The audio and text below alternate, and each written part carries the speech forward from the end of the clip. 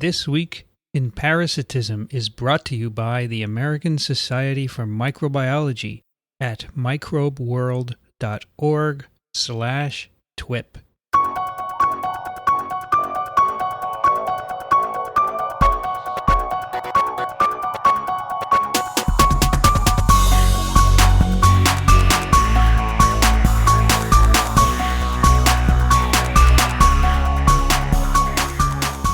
This Week in Parasitism, episode number 25, recorded on March 7th, 2011. Hey everybody, I'm Vincent Racaniello, and I'm with Dickson Despommier. Hey Vince.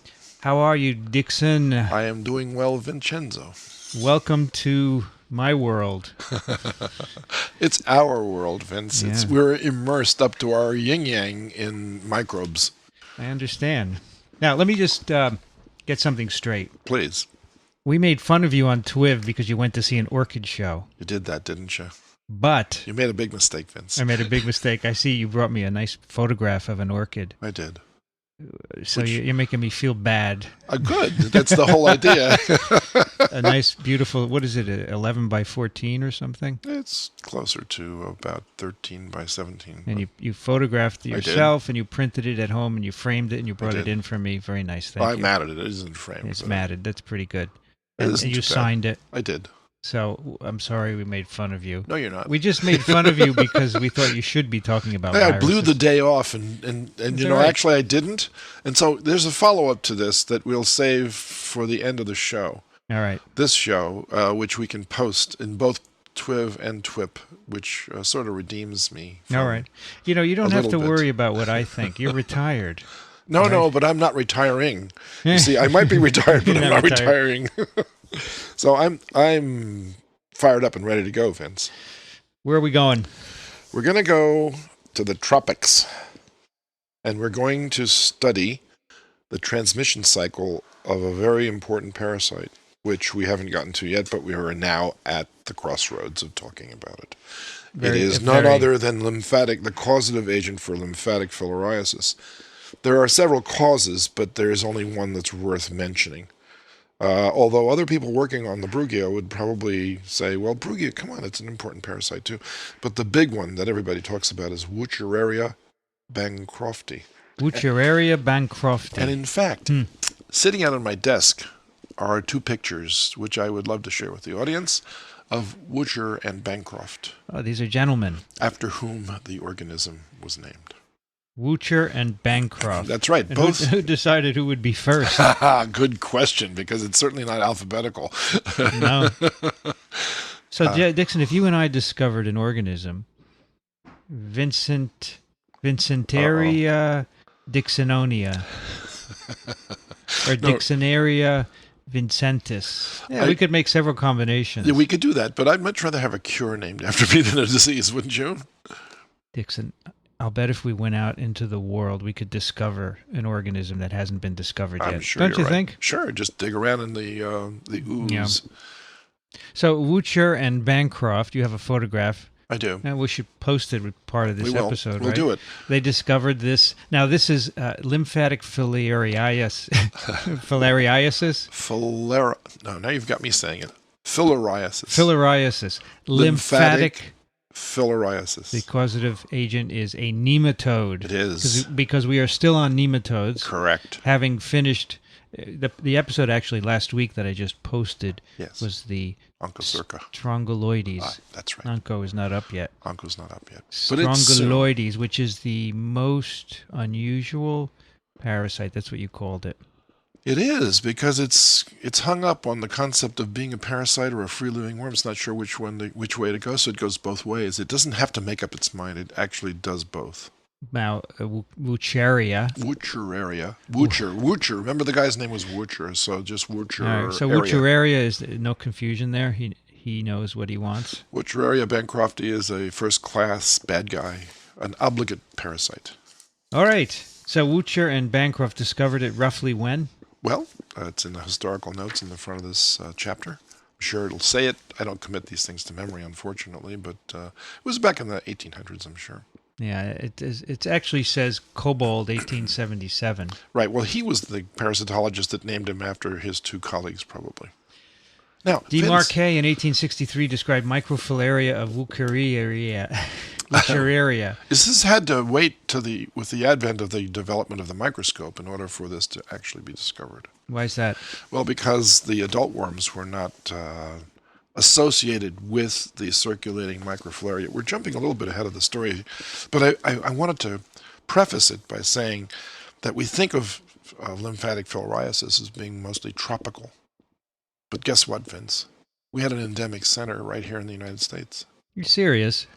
In the South? I'm always serious, Vince. No. I'm serious about this one. We did. It started in Charleston, South Carolina.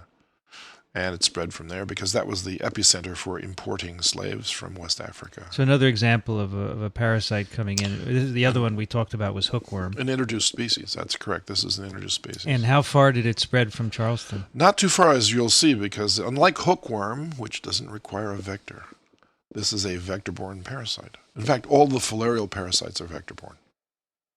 There's a whole bunch of them. We talked about a filarial... No, Strongyloides has a filarial No, but we talked about Onchocerca, which was the first filarial parasite we talked about last time. Yeah, that's right. And that's got a vector. I remember that. Right? Black flies some kind of transmit fly. it. Sure. Simulium. But Strongyloides, no. Okay, No Onchocerca, black fly, and then today Wuchereria. Wuchereria. Wuchereria. W. bancrofti. W. bancrofti. Yeah. That's right. So it has a vector too. It has lots of vectors, in fact, and they're all mosquitoes. Okay.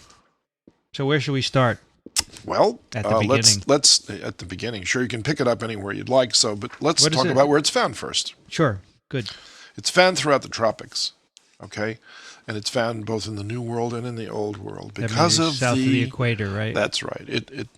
In fact, we had it in the United States for a while, but it faded out, probably because of cold weather events and this sort of thing, and the difficulty of you have to be repeatedly bitten by female Kulesin, in this case Kulesin, not anopheline, Kulesin mosquitoes, repeatedly. These are the ones that are horizontal when they bite you. Exactly. As opposed to the anopheline. Oh, Vince, you have learned so much. So this is vectored by a mosquito. It is. South of the equator. Not south of the equator, but actually right on it, and in both directions from the equator. Okay, fine. And in fact, you don't get this condition called Elephantiasis, which everybody associates with Wuchereria bancrofti. You don't get that disease unless you've been repeatedly infected. And we'll get to the pathology of this. It's quite interesting, actually. Mm-hmm. There's a lot of things about this parasite that we don't know. So I will say a lot of, gee, I wish I knew, but I don't, because the amount of money, believe it or not, the amount you know is related to the amount spent on a problem, usually. And in this case, we're not spending enough money on the details of this parasite's life cycle. But at any rate, it's found throughout the tropics, okay? So, in fact, it was one of the propaganda devices that the Japanese used during the Second World War was to distribute leaflets of people suffering from the testicular form of elephantiasis, warning the troops, our troops, the Allied troops, that if they stayed in these areas any longer than a week, all of their testicles would look like this, and they had something called a wheelbarrow testicle. Right. The lymphatics are completely blocked. There's no way for the lymph to get back out. That's why this disease is called Emphatic Filariasis. As a result, the scrotum continues to enlarge and enlarge and enlarge and enlarge, until finally, in some horrible cases, the poor individual has to have a wheelbarrow in order to carry his scrotum with him to move from one place to another. It can be that acute. Usually not, but it has. Why don't they treat them, right? Treat it, yeah. Of course, we'll get to that too, All Vince, because it wasn't that easy in those days. So at any rate, that's... but you said this must have been in parts of the Pacific. It was. Near the equator, right? It was. But the interesting part of all of that was that not one single United States veteran of World War II ever developed lymphatic filariasis as the result of their exposure rate, because you have to be repeatedly infected, infected. And we'll find out why. And we will find out why. I'll just leave that as a dangling All right. modifier. How many cases roughly do we have now? It's hard to estimate because a lot of it is inapparent infection, but it's in the millions. It says here it's distributed South Asia, Africa, including Egypt, and tropical regions of the America. Major vectors are Kulesin mosquitoes. Correct. But it also says Anophelines in Africa. Well, and an Aedes in the Pacific. That's a Kulesin also, by the way. Okay, but Anophelines, well, to a lesser extent. Okay, let's just modify this to make it completely accurate. That is, Anophelines are capable of transmitting the infection, but in most cases, it's a Kulesin-based infection. All right. Now, just for reference, what other diseases do Kulesin mosquitoes transmit? Oh, my goodness, Vince. You've just opened a can of, not of worms in this case, you've opened a can of viruses. I mean, if you name an encephalitis virus, it's carried by a Kulesin mosquito. West Nile? Of course. Lacrosse virus, all of the ones that are native to the United States, St. Louis encephalitis, Eastern and Western equine encephalitis, Japanese bee encephalitis. But not yellow fever. No, that's an Aedes aegypti specialty. And malaria? Malaria is an anopheline mosquito only to transmitted disease. Okay. Just wanted to bring in a little other reference. By the way, I must preface this by saying that all of the medical entomology that I'm quoting comes as a direct association of myself with a wonderful guy by the name of Robert W. Gwads, who's one of the authors on our book, a first-class medical entomologist working at NIH. So all of the medical entomology that I've ever learned, I learned from him. Maybe he could come on TWiP sometime. Of course he will. Yeah, no, he'd be happy to do so. And talk about medical entomology, right? He would be happy to do so. In fact, he's intimately involved in the NIH's push to develop a vaccine for malaria. So he's right up in front there. All right. All right, so back to the Wuchereria story. So how do you catch this infection, you might want to ask? Well, the other filarial parasite that we discussed was transmitted by black flies, remember? Mm-hmm. But as I mentioned, when the black fly bites, it actually doesn't inject the stage of the infection that will come to infect you. It actually bites you and creates a pool of blood with its scissors-like mouth parts. Mm-hmm. And the parasite senses the heat of the host and migrates out of the mouth parts and sits on the skin and waits for the insect to fly away and then crawls into the bite wound. Well, the same thing occurs here. When the hypostyle of the female mosquito punctures the skin and reflects her palps and allows the hypostylets to actually go in and probe around and puncture a capillary. And she injects all of those wonderful biologically active molecules into the bite wound to dull it. Yes, the pharmacopoeia of mosquito salivary gland secretion proteins. When they get involved in this, it's an amazing symphony of physiological responses that we don't even perceive while the mosquito is taking a blood meal, which enables it to take a blood meal. The remarkable thing, a sidelight, is that the Anopheles mosquitoes and the Kulesin mosquitoes apparently evolved in separate times. Mm-hmm. But they evolved similar molecules to accomplish the same goals, and the proteins are not at all related to each other. Parallel evolution. Remarkable, Vince. That's the most amazing story. Maybe they had a common ancestor. Apparently not. No? Apparently not. Okay, so back to the real story. And then that is so when the mosquito is biting you in the... bites, and the third stage infective larva... It's in the mosquito. In the mosquito flight wing muscles, it then migrates out of the flight wing muscles into the biting mouth parts and waits. So, Dickson, when does it migrate from the muscle to the mouth parts? When the mosquito is feeding, or no, after it matures. Okay, it's just waiting there, ready to go. Correct. And then when the mosquito bites, it migrates out, and it sits on the skin and waits for the female mosquitoes to withdraw her mouth parts. How does it know when it's withdrawn? That's how does anything know anything, right? There must be environmental cues that this parasite is receiving. Maybe something comes out of the... No. I think it's much more intimate than that. I think there's something that the mosquito actually secretes. While it's sitting there. That tells this parasite, do not enter this wound yet. Don't mess with me. And when I'm busy. When I fly away, you can have all you want. Curious. So then what happens? So these guys crawl into the bite wound? They do. But unlike Onchocerca, that stays right there, this parasite continues on its journey. Before you get into that journey, where did the mosquito get the parasite to begin with? From another person. Okay, always from another person. Always from another person. There are no reservoir hosts for Wuchereria bancrofti. Are there animal versions of Wuchereria? That's an excellent question. Brugia, which is related to Wuchereria, but not exactly. I don't know of any other species of Wuchereria except Wuchereria bancrofti. There may be others. We could probably go look it up right now. What about this Brugia malayi? Brugia malayi is a related species. Yeah, of humans? A genera of, yes, but also of animals too. So Brugia malayi can infect a bunch of things, right? And Brugia will also cause elephantiasis in people? No, we don't think so. We think that only Wuchereria is the causative agent for elephantiasis. So what's the significance of Brugia? Well, it also lives in the lymphatics, and it does cause pathology, but it doesn't cause it as severe as the Wuchereria does. Okay. But you know what? Somebody out there listening can probably correct me on that one. That was a winged response to a pointed question. So I didn't have the exact answer. I don't think I recall ever reading about any cases of elephantiasis induced by Brugia malayi. It says here... You're going to check on Wikipedia? Yeah, it does it in domestic animals, cattle, horses, dogs. Yeah. It infects them.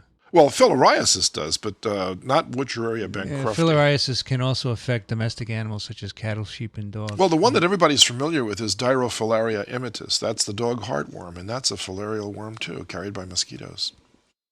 Is that right? That is exactly Is that correct. what we treat dogs with ivermectin? It's exact. Vince, you're way ahead of me. You're right. It is exactly what we do. But it doesn't cause elephantiasis. In fact, I have a jar of that parasite sitting out on my desk. This dog parasite, the heartworm? Yep. And it's related, but distantly related to these other two filarial. Yeah, we're going to go through your jars one of these days with a video camera. Love it. It's some of my favorite stuff.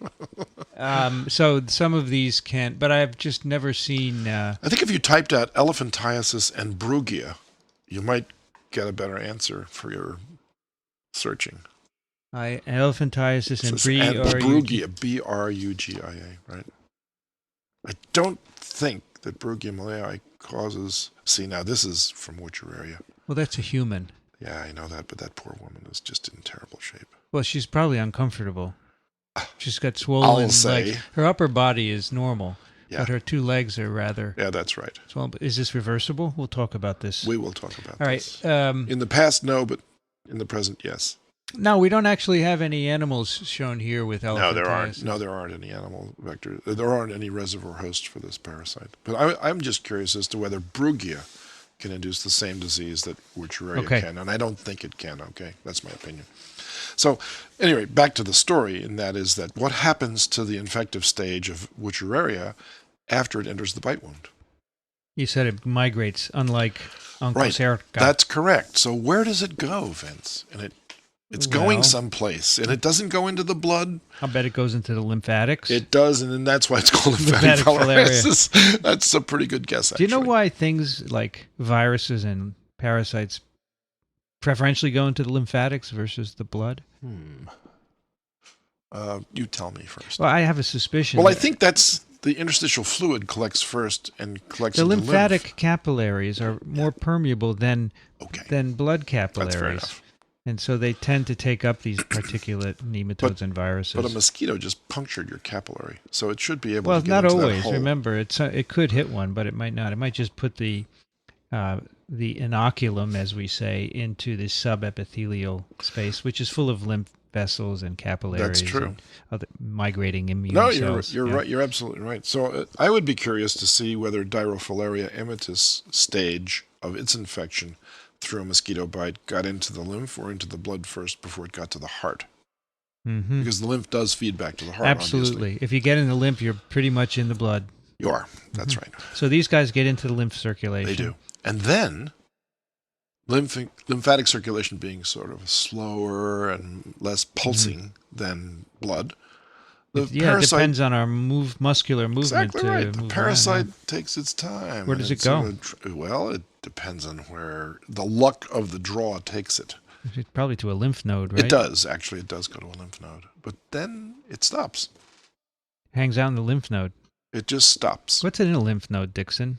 Well, I guess there are B cells in that lymph node and lots of germinal centers for making antibodies to various different antigens that you've been exposed to. Yeah, our dendritic cells patrol, and when they find something, they go to a lymph node and they say, hello, B cells. That's right.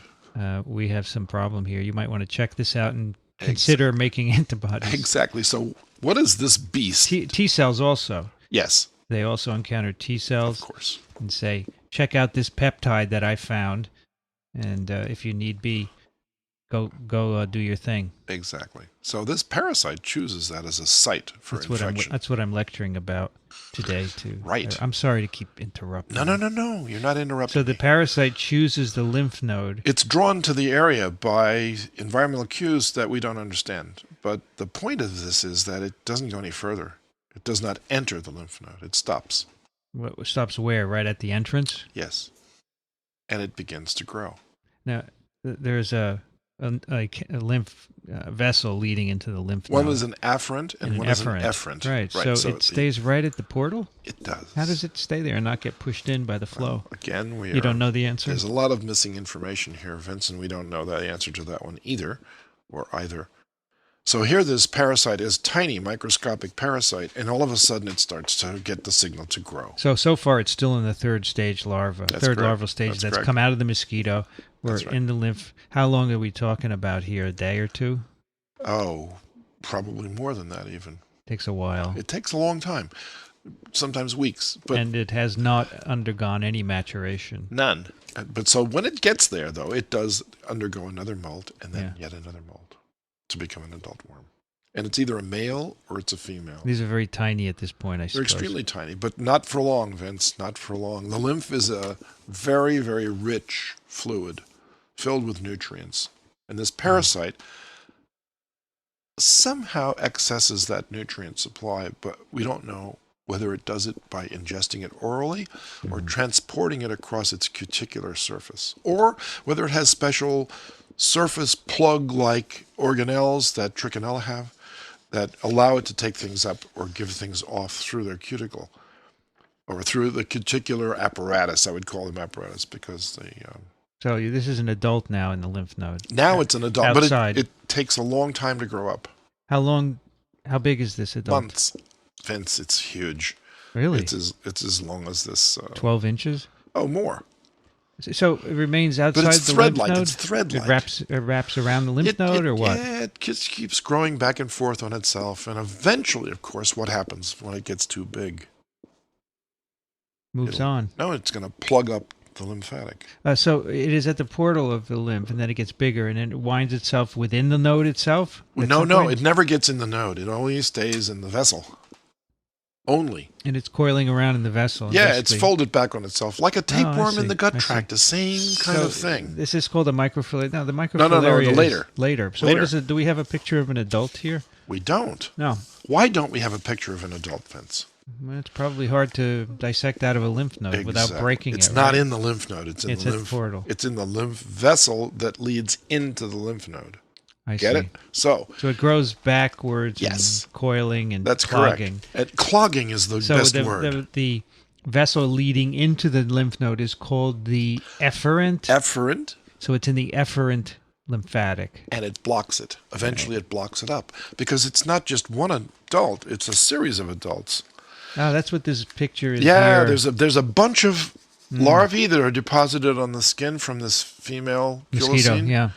And then they migrate in, and believe it or not, you need a male and a female worm in order to complete this life cycle. But we could get to this stage with just a male or a female. We could. But you couldn't make any more worms. That's correct. For transmission to another host. Exactly. Right? So, okay. Somehow, Vince, even if these go in sequentially, they end up with males and females together. Now, don't you think there might be some signals being given off? So they go to the same lymph? They do. Find their partners? Isn't that remarkable? So you get multiple bites, multiple injections of stage 4 or stage 3 larvae, and some of them find their partners at the lymph nodes. But others must also seed other lymph nodes, I would guess, well, right? When one of these is blocked up, you see, then the next one gets blocked up, and the next one. And then that's why servicemen in the Second World War didn't come down with elephantiasis, because as long as you've got some circulation from either the axillary or the inguinal or the nuchal. Axillary is underarm. That's right. Inguinal is your leg there. That's right. And nuchal? Around your neck. Around your neck. So, as long as there's some circulation that can occur through non-blocked lymph nodes, and you're okay. You won't develop any elephantiasis whatsoever. And there's no pathology having that worm there? Well, this is another interesting take on this whole deal. Why isn't there? I mean, this is an insult to that whole lymphatic. This is a worm sitting there giving off waste products, absorbing nutrients, reproducing, giving off microfilaria, because that's the product of their reproductive cycle. Mm-hmm. Remember in the early part of TWiP, we discussed Trichinella and its ability to produce live larvae. Okay? Well, filarial worms all produce live larvae too. Mm-hmm.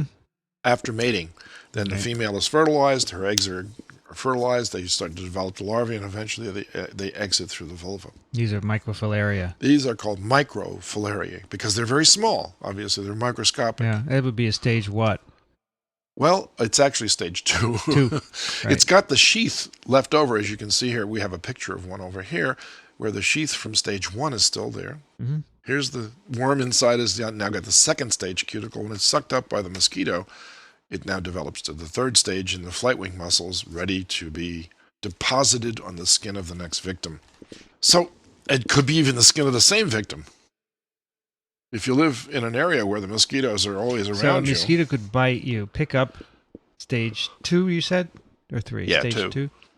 And then move to another part of you and bite you and give it back. No, it has to require some time for the development of the second stage larva to the third stage. In the mosquito. Which is about a week. So this is an ecology question. Oh, if you're living in an endemic center. Area, do mosquitoes stay in a local area? They have very, very short flight ranges for the most part. The only one that can really fly very far is called the salt marsh mosquito. It lives in New Jersey, of all places. It can fly about 40 to 50 miles, but other mosquitoes can fly 40 to 50 feet. So you're in a hut in a village, and the mosquitoes that visit you are the same ones, basically. Basically, they are your friends, but they only live for about a week. They lay their eggs, and then they usually die. Okay. Mosquitoes only live for about 2 weeks altogether. So how long would it take for a stage 2 to become stage 3 in a mosquito? Less than a week, but it depends on the ambient temperature.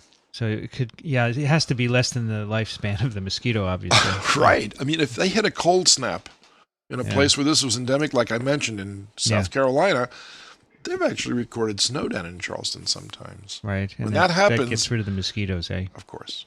Okay. We have interrupted transmission cycles, whereas in the tropics it's continuous. Is that what happened in the U.S., that we had cold snaps that got rid of the... Yeah, we have seasons, and in the tropics they just have a wet and a rainy season. A rainy season, rather, and a dry season is what I meant to say. How many bites do you need to get elephantiasis? How many lymph nodes do you have in your inguinal region? I have no idea. Well, you have to do that first. You have to clog all of them? Yep. How many do we have? Do you know? Well, they're in the hundreds. Wow, that's a lot. It is. In the inguinal area. Yeah. In the axillary region too. But, if you went online right now and typed out human lymphatic system, we could probably get the answer to that question. How many lymph nodes are there in various places throughout the body? And there are lots. I mean, there are lots. Yeah. When I said hundreds, I could have been over-exaggerating, but my impression is that we've got hundreds of lymph nodes in all these places, but it's possible that it may be tens rather than hundreds. But if you ask how many inguinal lymph nodes are there? How many, if you ask that question, perhaps we can find an answer here that might give our listeners more of an idea about how many insults the body has to incur in order for this to have a chance for development. There are deep inguinal and superficial inguinal. See, parasitology allows you to explore the full depth and breadth of all of the other subjects in science, because parasites in general infect very specific areas. And so it forces you to become an expert at the blood supply, the lymphatic supply, the nervous system, the digestive tract, the reproductive system, depending on the area of infection that the host incurs. So, all right, there are 3 to 5 deep inguinal lymph nodes. That's all, Vince? Yeah, those are the deep ones. And how many surface lymph nodes are there? Let's look at the superficial inguinal lymph nodes. Good idea.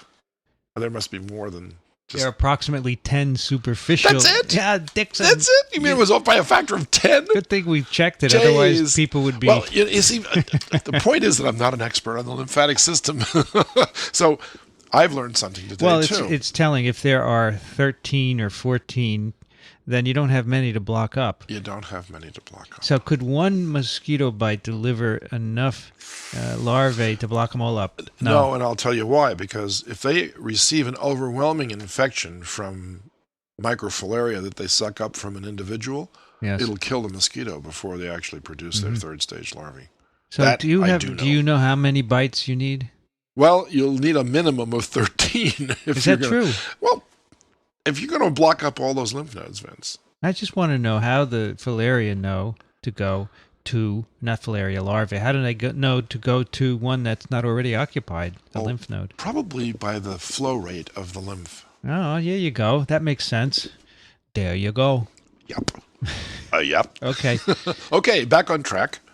So now you've got blocked lymphatics. Okay? Correct. And when you block them all up, then something horrible happens to the individual, the person that's infected. The lymph has nowhere to go. So it accumulates. It accumulates. It Accumulates from the tissues as interstitial fluid. Sure. It collects in between the cells, and it has nowhere to go. And you keep making more. You do. You don't stop doing that, otherwise your leg will Where's die. the lymph fluid made, by the way? Well, it's not lymph fluid that's made. It's interstitial fluid that's made, and it's made by individual cells. And that's collected into the lymph duct. Yeah. And it accumulates and the cells make more and it goes down in the leg and it doesn't come back. And Correct. The leg gets bigger and the bigger. The leg starts to enlarge, and you develop something that looks like cellulitis, but it's really something quite different from cellulitis. But I must tell you, Vince, that lymph fluid is highly nutritious. So you know what happens? It stimulates the development of smooth muscle cells, especially in the scrotum. I was amazed to see histological sections of scrotal tissue taken from people who were suffering from lymphatic filariasis and the elephantiasis-like syndrome from it, to see what cells were there. I mean, because it's a solid tissue, it's not as though you have swelling of fluid in your tissue. It's actually the growth of cells. I was going to ask you, because it's called lymphedema. That's correct. But it's also accompanied by cellular cells. growth. That's so this correct. is not something you could just drain. No, in fact, it isn't. It isn't. So the cure for this is twofold. One is that there are a series of microsurgical operations where you can actually take the incoming lymph vessels into a lymph node and bypass the lymph node and get it to go around. Can't we just kill the worms? Well, wait, I will explain something to you for a moment. Yes, sir. There's the pathology. The pathology is twofold. As long as the worms are alive, the lymph can still flow through that lymphatic vessel. Slower, but it can still but it still flow. flows. Do the worms eat any of that lymph fluid? They must. They must. So what is this a picture of over here? Figure 22.4 is called calcified adults of Wuchereria bancrofti in a blocked lymphatic vessel. A blocked lymphatic vessel. So the live worms prevent the blockage of the lymphatic So these guys have died in this picture? They have. What has killed them? Maybe they died of old age.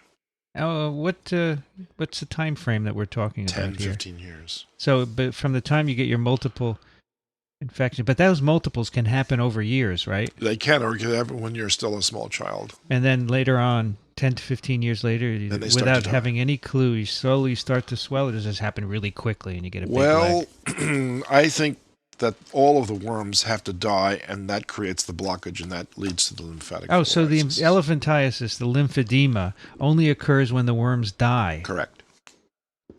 And this can take many years because the worms live a long time. Now we've got the straightened story out. Now, the point is I'm trying to raise I just want to know if it's insidious or acute. Does it happen like this, or... I think swelling of lymph is slow. So you sort of have an idea what's going on, right? You sort of, but because you can see other people around you that have developed this in the past, and Yeah. you're living in an area where this might happen to you as well. But what I'm going to drive at here is that there's a secret that this parasite has, that if we could unlock the secret, Mm-hmm. we could control cellular division in lots of other situations. The endothelial cells that line the lymphatic vessels Right. are held at bay. This worm produces an immunosuppression of inflammation, Right. and it produces an anti-endothelial cell growth factor. So that the natural tendency of these vessels is to react Mm-hmm. with an inflammation, which is triggered by the secretions of this parasite, which then recruits all of these other cells that you were talking about before, including neutrophils and macrophages and all kinds of other inflammatory-based cells, Right. which could then come in and start to try to kill the worm, for instance, okay? That's not why this worm dies. The point is that the parasite has a way of preventing all of that. And in doing it, it survives in the lymphatics. It's sort of living in the barrel of the shotgun. I mean, this is the armamentarium that we have evolved over millions of years of evolution. And it's ineffective, totally ineffective against this parasite. So you're pointing to the lymph node. That's I am. our armamentarium. In fact, Yes. this is right where the ammunition is. So what you could tell your class this afternoon is that Amazing. we know some organisms that are able to avoid all of this. So these guys evade all these responses. They do. Big time. But Vince, can you think of another medical situation where you'd like to evade that? Try organ transplants. How would you like to take the secret of this worm and teach Sure, a suppress. pig heart Of course. to do the same thing, so that when you transplant it, you've got the pig heart without the insult of inflammation associated with a foreign body? Okay, so these parasites have evolved mechanisms for overcoming all of the difficulties that we've encountered in organ transplantation. Okay? Now, these individuals with lymphedema are no Yes. longer infectious because the worms are dead, right? You've got it right, Vince. And the microfilaria can live for about 4 to 6 months in the circulation, and then they're cleared. And then the patient is essentially parasite negative for living parasites. But of course, they've got these So terrible... treating them with a drug is of no use. Totally the of no parasites use. are And dead. you've got 2 drugs of choice here. You All right? Yeah. One drug kills the adults. Yeah. And the other drug, why would you want to do that, though? Because if you kill the adults, They're you'll just gonna elicit sit there, inflammation, right? and it'll Yeah. block the lymph, and then the next thing you know, you've got your elephantiasis process. Or you can sterilize them with a drug called diethylcarbamazine, and that drug prevents them from producing microfilaria.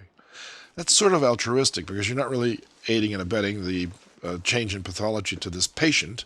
You're allowing this patient to cease becoming the source of infection for other people. But how would you know to treat someone before they have lymphedema? You can Because take then a it's blood too late. smear and find the microfilaria in their blood, Why would you suspect infection at all? because in an area where you've got someone You presenting... just check everyone? Yeah, I mean, you don't have to go too far. You can see they have clinics for these I see. elephantiasis patients. So when this occurs, it occurs on a large scale. Yeah, and it's an endemic infection in many areas throughout the world. And then if you have areas that have overt lymphedema, then you should check the entire village, and those who are positive, you treat them. Right. Now, there's another mystery associated with this parasite that I want to tell you about, because... Let me ask you a question, Vince. Have you ever gone camping? Yeah, I have. Good. And have you ever gone camping in the woods? Where else do you go camping? I could go camping at beaches or, up in the mountains. Yes, I have gone in the woods, yes. Okay. And has it been during the summertime mostly? Yes, I have gone in the summertime. Okay. Have you ever been bothered by mosquitoes? I generally am not bothered, but other people around me are bothered by mosquitoes. Well, I'm toxic. when do you think is the best time to start to worry about being bitten by a mosquito? During the day or during the night? Ah, good question. In the evening, they seem to bother me. Correct. They don't bother me, but other There people. are some day-biting mosquito species, Mostly they're at night because the birds are in the trees and the CO2 is coming down. And He's attracting remembering mosquitoes. his West Nile storybook. That's right. That's only one of many, though. Remember how many different kinds of mosquitoes there are, right? One of many that senses CO2. Yeah, well, they all sense CO2, and they all sense body heat, too, apparently.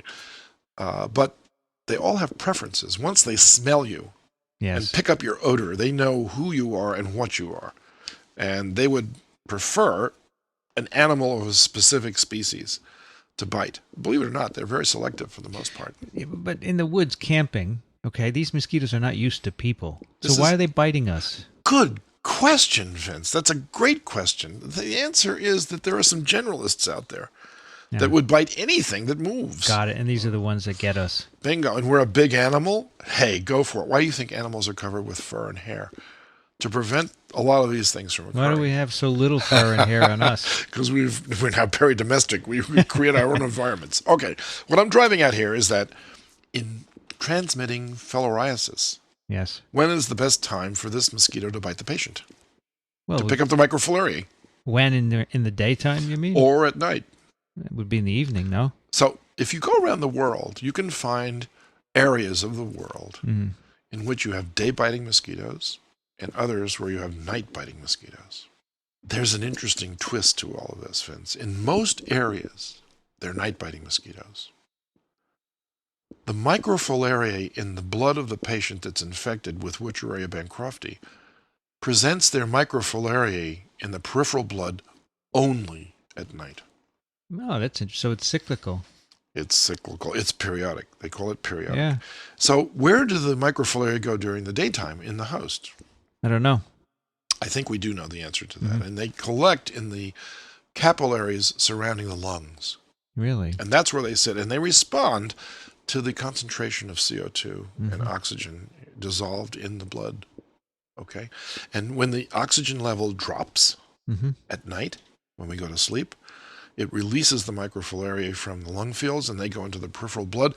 And it just so happens that in those Amazing. areas, it matches identically with the feeding habits of the mosquitoes that are going to pick them up at night and not during the daytime. Of course, that has evolved that way. It has evolved that way. And in other places, which have what they call non-periodic filariasis, you can find the filariae circulating during Always. the daytime. Oh, interesting. because the day-biting mosquitoes are the ones that transmit it. Yeah. Very interesting. So depending on the mosquito, they put selective pressure on And depending on where you live. And yet, Fascinating. we claim that there's only one species of Wuchereria bancrofti, but apparently you have two different varieties. Sure. One is periodic and the other is non-periodic. Fascinating. Yeah. What if we had a drug, Vince, that you could just go like that with and give it to all the people living in an area? Sure, and To wipe out everything. To switch it from periodic to non-periodic, or from non-periodic to you periodic. want to switch it and get them so it can't Yeah, be transmitted. That would be exactly. cool. Wouldn't it be nice? Yes, absolutely. So if we could know how to control this, just this little one aspect of it, we could have an epidemiologic control agent for a community. And then when you've reduced the numbers sufficiently, you don't have any more transmission, that's it. Correct. So could you eradicate Wuchereria? How do you say it again? Wuchereria. It's Wuchereria. W. bancrofti.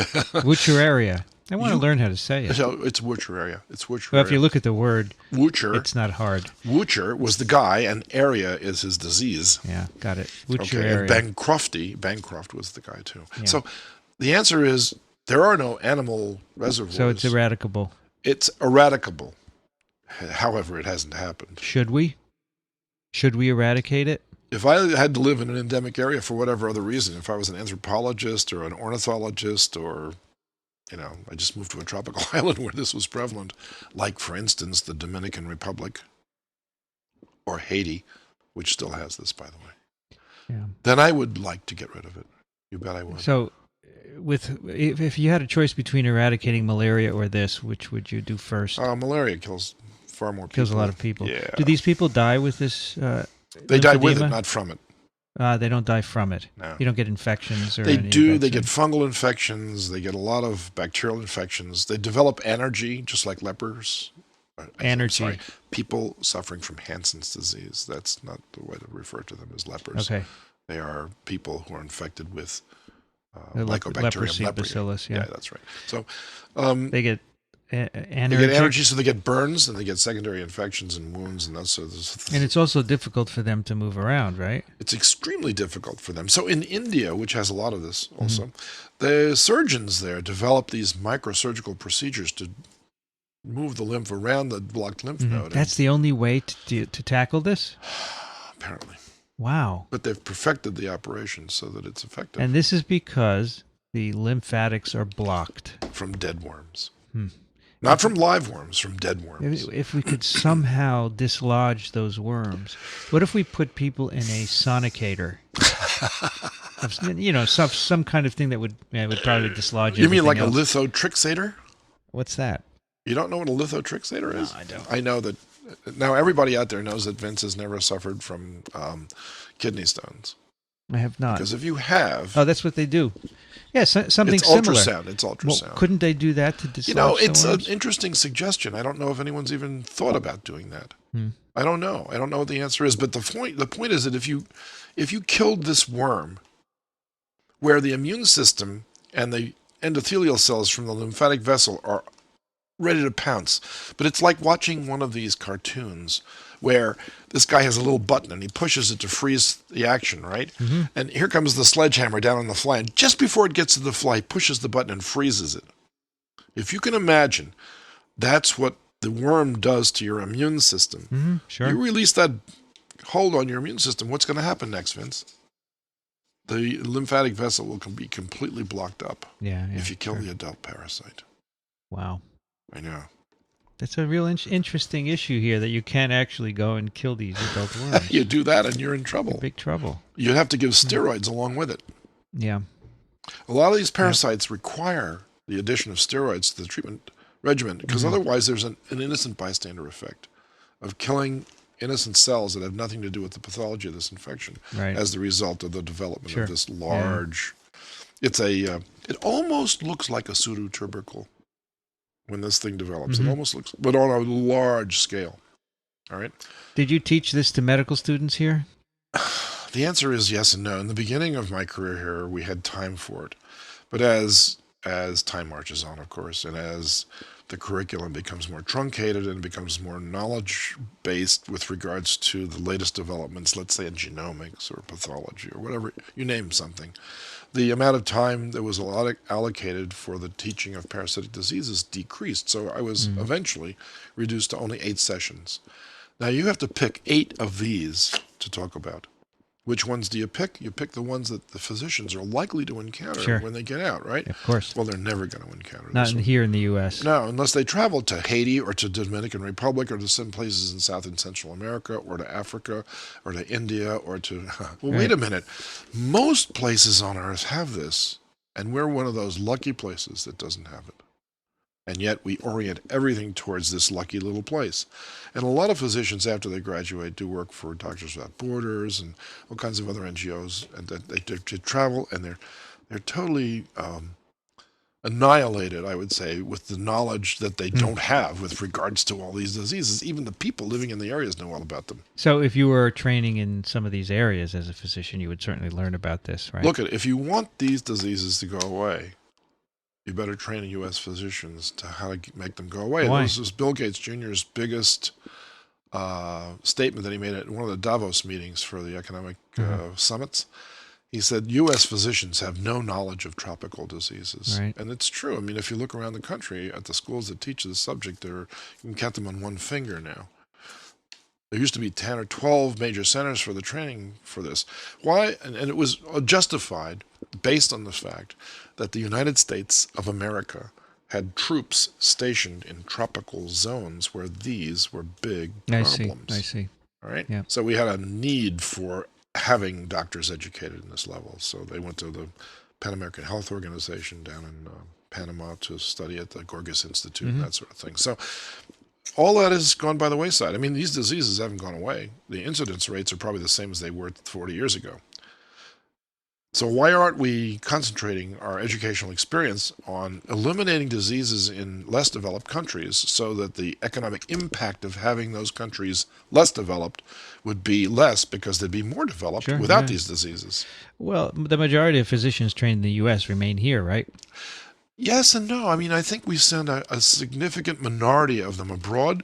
In their 4th year, they have an elective. I run this. I still, Vince, I'm retired, but like I said, I'm not retiring. I still run the medical elective in the tropics for the medical school here. And we send a few students, maybe as many as 10, to other places in the world where they'll certainly encounter some of this. And of course, they all want to know whether they can catch this or not while they're there. And what do you tell them? Read the book. Well, I don't say that. I actually tell them what the pathology is all about. They could if they're bitten multiple times. They could. Right? And by the way, when you read that there are maybe as much as 20 lymph nodes on a side for the inguinal regions, to get bilateral is really rare, okay? Bilateral is really rare. So, and remember the worms have to die too, so all of them have to die. They have to block up all the lymphatics for this to actually happen. Yeah, you have a picture of an individual with bilateral I do. It's terrible. It's an awful disease. And does it hurt? No, there's an energy associated with this. Remember, I told you. Right, yes, of course. Like that you have with Hansen's disease as well. So, and in some cases, it's hard to tell this apart from other syndromes.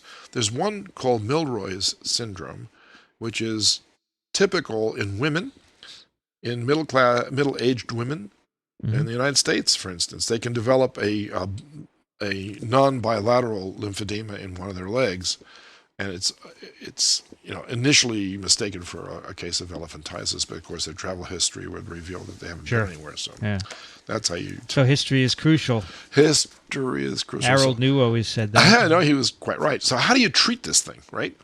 Well, you said you do microsurgery. Three things. One is that you can try to kill the adults. Don't do that. Second thing is use diethylcarbamazine, and the newer drug that sterilizes the worms also is ivermectin. So ivermectin kills off the production of microfilaria, and this microsurgical procedure restores the lymphatic flow rates, and this leg will, I won't say it'll go back to looking like a normal leg, but it'll certainly be a usable leg eventually.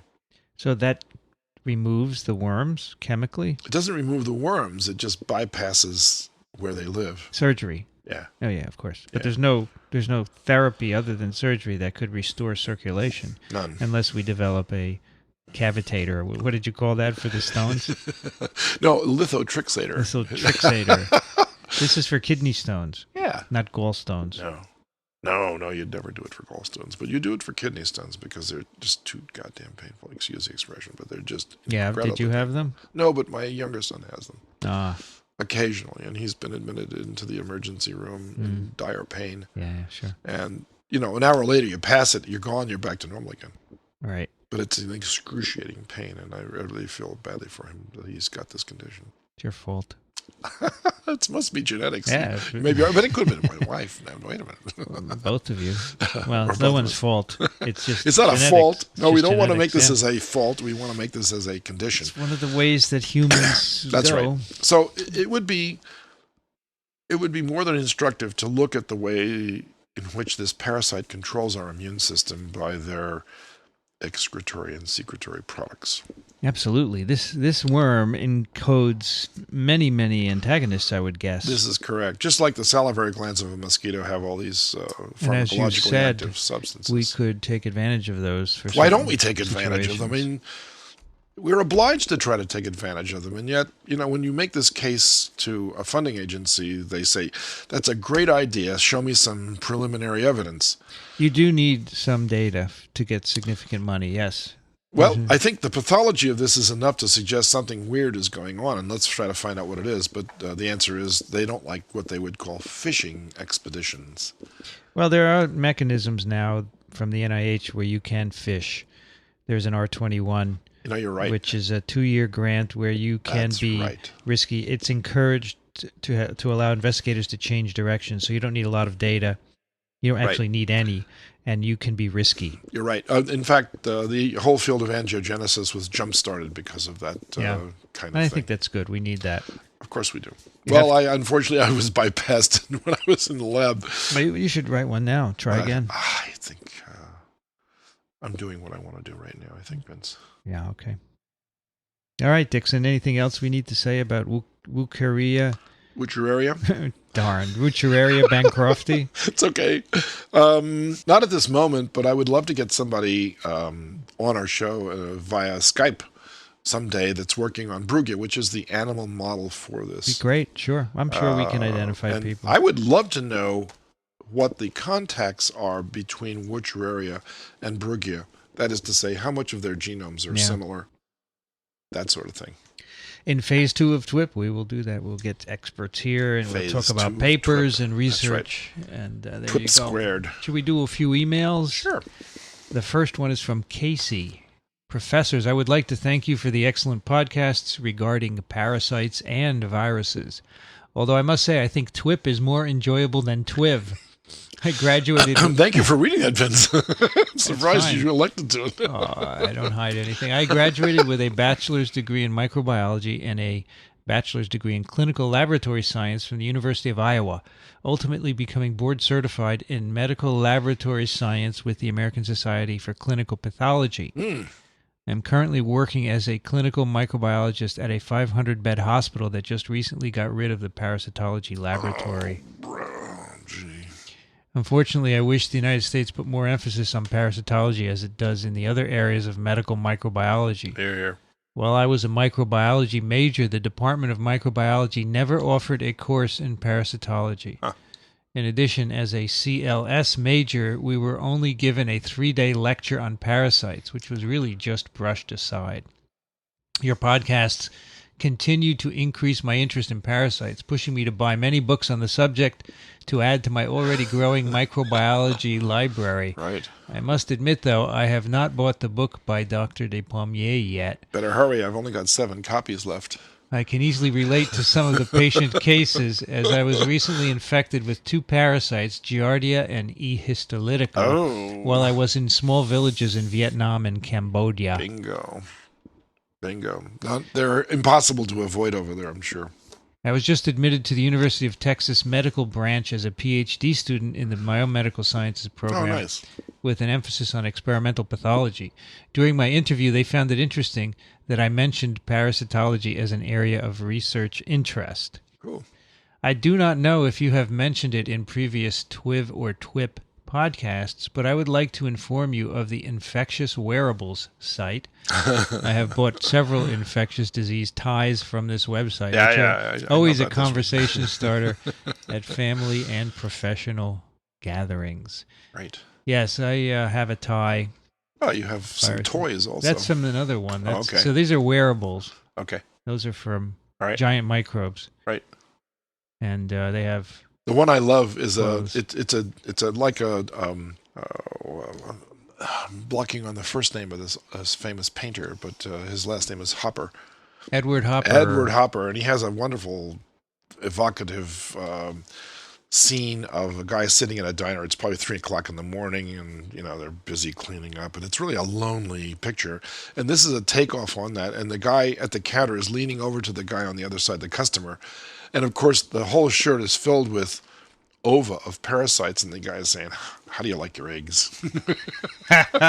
Wonderful. And every one of them is identifiable as a parasite. Oh, that's great. Yeah, it's a good one. No, that's from Casey. Thank you, Thanks, Casey. Casey. Suzanne writes, I'm learning so much about history today. Just before TWiP, I was listening to a podcast about Scotland and Ireland and the Scotch Irish who'd moved to the American colonies a couple of 100 years ago. I'd known that one of the most hated British regiments had burned churches in the South, and that was partly why they lost the favor of the royalists there at the beginning of the Revolutionary War. I learned today that they were burning Presbyterian churches because the Presbyterian ministers were wandering the land trying to gather support for the revolution. Not that that has anything to do with your podcast, other than I was also interested to learn the role of Hookworm in the South after the Civil War. The South was pretty screwed up economically to begin with. There really wasn't great wealth by that point, just a few people who were very wealthy. At the end of the war, the few landowners who'd had enough land to make money left. Even before the war, there was a lot of unemployment because of slavery, and slavery itself wasn't nearly as economical as the landowners tried to convince themselves, except in the few cases where someone had enough land to profit on a small margin, kind of like farming today. Right. It wasn't just the machines in the north that made businesses more profitable. Even small northern farmers were more profitable because they could hire fewer freemen who would actually be interested in doing the work without the payment of a foreman to beat it out of them. Thomas Jefferson even wrote about the problems created by slavery long before the Civil War. Frederick Law Olmsted, the park designer, has an interesting book, The Cotton Kingdom, he wrote after traveling through the South just before the war. I expect hookworm was the final nail in the coffin. Very interesting to find out. Hear, hear. Thanks for all your podcasts. They're all in my lists of favorites. I also meant to say it's been fun listening to further information about things I already know a lot about, like hookworm, which my mom always warned us about when I was a kid in the 70s in Texas. Oh, my. And pinworm, which I first learned about from friends with kids. Let me tell you, my friends were not happy to find out that most of our kids probably had pinworms. I did feel the need to tell them, though, since it does happen occasionally that someone's kid gets enough of them to be an annoyance. Right. The trick I learned from the email list of moms I used to frequent was to peek at your kid's bottom while they sleep at night. That's right. Evidently, you can see the adult females crawling out of the kid's anus if you're lucky. There you go. Thank you, Suzanne. That was a great email. This one is from Rich Condit, our friend from TWiP. Dear Vincent and Dickson, I can't resist. In TWiP 12, Dickson asserts that sea otters eat only abalone. Yes. This is incorrect. Yes. They eat all sorts of stuff. Richard is right. And he sends a Wikipedia link. Mea culpa. Actually, I sent him an email after that because you read me that letter earlier. And I looked it up. And in some areas, they almost exclusively eat shellfish. But in other areas, they actually scavenge dead fish off the bottom and lots of other things. So I stand corrected. But I was told that the abalone fishermen around the San Francisco Bay Area actually extincted the sea otter population from that area because they were competing for the same food source. That's where I got the impression that sea otters were exclusive abalone eaters, but they eat urchins also. Rich continues, I spent part of my youth watching these critters, and they are not only fascinating and an important part of the ecology, but they are decidedly gourmets as well. The reason abalone looms so large on the human perception of sea otters is that the abalone fishermen blame the comeback from near extinction of the sea otters for the decline of the abalone industry. There is vigorous debate about whether the sea otters or the fishermen themselves are in fact responsible for the decline of the industry. Right. And he sends a link to that. Right, thanks. And the otters, by the way, are interesting animals for another reason, too, and that's that they're tool makers and tool users.